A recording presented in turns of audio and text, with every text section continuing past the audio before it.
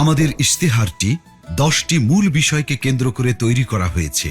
প্রতিটি বিষয়ই এক একটি স্তম্ভের মতো, যা আমাদের নীতির ভিত্তি এবং দৃষ্টিভঙ্গি নির্দেশ করে।